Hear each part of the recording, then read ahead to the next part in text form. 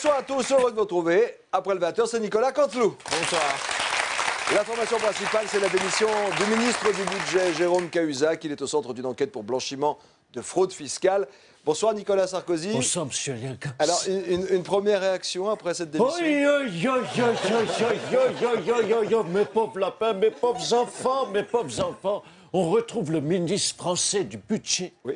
On le retrouve, vous, le ministre du budget français, qui va cacher notre argent, notre argent, en Suisse, Monsieur Liagas. Vous imaginez? Oui. Et ça dans des quoi? Oui. Dans des grosses valises, des valises énormes, des valises plus grosses même que celles que vous avez sous les yeux. Oh, bah.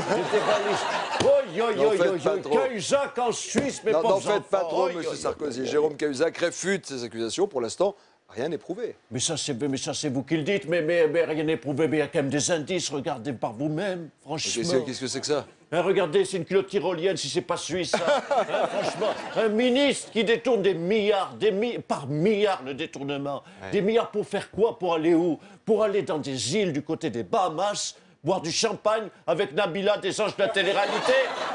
Hein? Non, mais je dis allô. Non, mais je dis allô. Non, on est où, Monsieur Liagas, franchement? Vous ne me croyez pas? Vous me croyez? Ben, regardez par vous-même, Monsieur Liagas. Non, mais attendez. Franchement. Ne riez pas, parce que tout ça, c'est avec vos sous. Faut pas l'oublier. Oh non. Qu'est-ce qui vous arrive? Oh non, vous avez mal? Excusez-moi, j'ai mal à la France. Non, mais j'ai mal à ma France. Monsieur Sarkozy, je vous rappelle que votre ministre du Budget, Éric Woerth, a démissionné aussi parce qu'à l'époque, il avait été mis en cause dans l'affaire Bettencourt. Hein? Vous en souvenez? Pas du tout. Si. Pas du tout. Mon ministre du Budget, il a rien détourné. D'abord, il a emprunté de l'argent français. D'abord, c'était pas les Français, c'était une Française, oui. Hein, la plus riche de France, Liliane Bettencourt. Donc ça va. Quand même. Vous savez comment on l'appelait? Liliane Bettencourt, on l'appelait Mémé Shampoing. Bon, c'est pas un crime d'aller de temps en temps rincer Mémé Shampoing. Oh, bien joué. Il est en forme, Canteloup, ce soir. Merci, monsieur Sarkozy. L'information la moins principale, c'est bien sûr l'intronisation du pape François. Hier, au Vatican, nous avons les images. Regardez plutôt. Allez, envoyez-les pénibles. Votre sainteté, je vous présente monsieur Jean-Marc Ayrault. Ah, Bonjour, monsieur le pape. Dites donc, c'est beau chez vous. merci. Et moi, je sens le gaz. Oh, pardon, madame. Alors là, attention, j'en ai une vachement bonne. Comme chez nous, en France, c'est la crise, notre Dieu à nous, c'est Jésus-Christ. Voilà, elle est finie. Jésus-Christ, Ah oui. elle est bonne quand Oui, même. oui. Christ, crise. Oui, j'ai En plus, compris. vous êtes pape, donc ça tombe bien. Oui, c'est bien pourri, oui. Bon, ce que je te propose avant que je te crucifie, c'est que tu te barres, ok? Désolé, madame. Oh, vous savez, j'ai l'habitude, ça fait 30 ans que je le supporte. Bonjour, vous connaissez la blague de Jésus-Christ, non? Ouais, c'est bon, lâche-nous. Bon, maintenant tu dégages ou en tant qu'Oline. Béjol, je suis la Bédouin. Oui, excusez-le, c'est Jean-Marc Ayrault qui lui a suggéré de faire cette vanne à Bédouin, la Bédouin, voyez.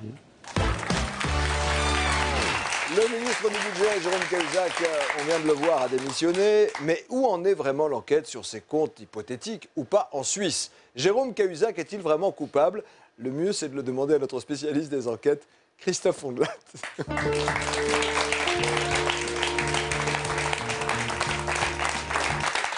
Huzac, le cas Huzac. Quoique n'a-t-il bien pu n'arriver n'a Jérôme Cahuzac pour qu'on ne l'accuse de blanchiment d'argent. C'est ce que nous allons tenter de découvrir dans ce nouveau numéro de Faisez entrer, celui-là qui est en Suisse.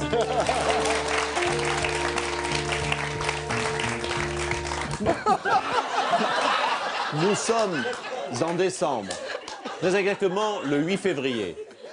Bref, c'est l'été, et en ce soir de Noël, Jérôme Cahuzac sort d'un bâtiment discret de la petite ville de Zurich. Au téléphone, il prononce cette phrase étrange. Le blanchiment s'est bien passé. Attention. Le journaliste Edoui Plenel est témoin de la scène. Il cache, ce journaliste, un magnétophone microscopique dans sa moustache. Vous l'avez compris, Edoui Plenel a une grosse moustache.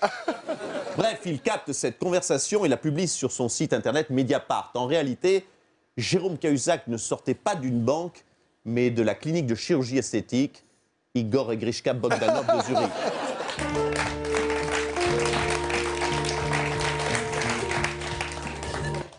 Botox à la Nabila, bronzage à la Liagas, lifting à la Régine, cheveux en plastique, le blanchiment de Cahuzac n'était en fait qu'un blanchiment des dents.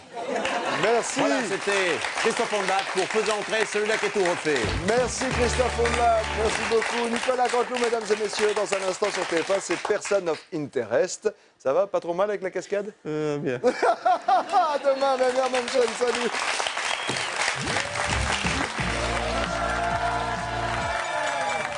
Dites donc, elle est vachement blanche, votre soutane. Vous la lavez avec Javel Lacroix, je suppose? Oui, bien La sûr. croix comme vous. Oui, j'avais compris. Ça vous a plu?